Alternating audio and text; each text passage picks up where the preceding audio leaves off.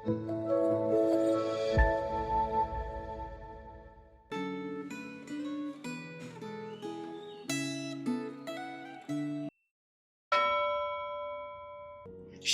jemaat yang dikasihi Tuhan. Hari ini kita akan belajar firman Tuhan dengan tema Salah Paham dalam Ibadah. Sebelum kita merenungkan firman Tuhan, mari kita berdoa. Ya Tuhan, pimpin dan sertailah perenungan kami, agar kami dapat lebih memahami apa yang menjadi kehendak-Mu dalam hidup ini.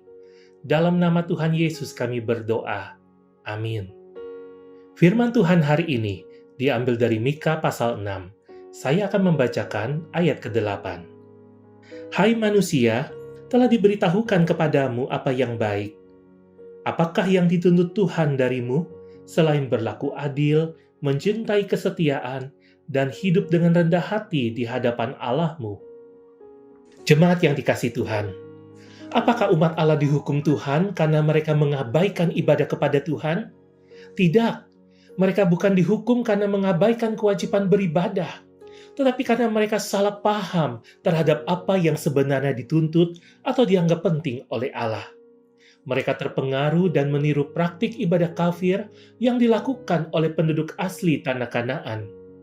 Mereka menggantikan kewajiban yang paling penting dengan melakukan hal-hal yang tidak penting, bahkan melakukan hal-hal yang dilarang oleh Tuhan.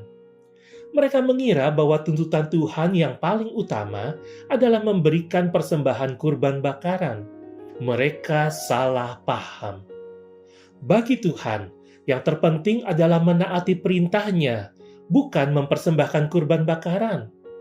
Mereka mengira bahwa mengorbankan anak sulung sebagai kurban bakaran adalah tindakan yang berkenan kepada Tuhan. Padahal mereka salah paham. Tuhan justru membenci praktik pengorbanan seperti itu. Pengorbanan anak sulung adalah salah satu tradisi kafir yang amat dibenci Tuhan. Melalui Nabi Mika, Allah berfirman, "Hai manusia, telah diberitahukan kepadamu apa yang baik. Apakah yang dituntut Tuhan darimu selain berlaku adil, mencintai kesetiaan, dan hidup dengan rendah hati di hadapan Allah-Mu?" Bagi Tuhan, sikap hidup yang benar atau cara kita menjalin relasi dengan Tuhan dan sesama adalah jauh lebih penting daripada sekedar memberi persembahan.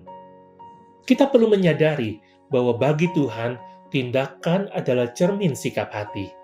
Bila kita menghormati Tuhan, kita akan memberi yang terbaik yang sesuai dengan kehendak Tuhan.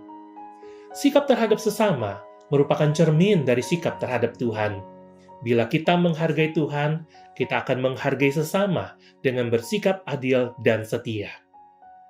Dalam Perjanjian Baru, Tuhan Yesus menjelaskan bahwa memberi persembahan kepada Tuhan tidak boleh dipakai sebagai alasan untuk mengabaikan kewajiban menyokong orang tua sebagai ungkapan rasa hormat. Menurut surat Yakobus, iman harus diungkapkan dalam perbuatan. Tanpa perbuatan, iman itu pada hakikatnya mati. Jadi, kita tidak boleh mengabaikan kewajiban kita terhadap sesama dengan alasan bahwa kita lebih memprioritaskan Allah. Kita harus mengasihi sesama sebagai ungkapan kasih kita kepada Allah. Apakah Anda sudah menyadari bahwa ibadah kepada Allah tidak boleh menjadi penghalang bagi kita untuk mengasihi sesama? Apakah Anda selalu berusaha berlaku adil, mencintai kesetiaan, dan hidup dengan rendah hati di hadapan Allah? Mari kita berdoa.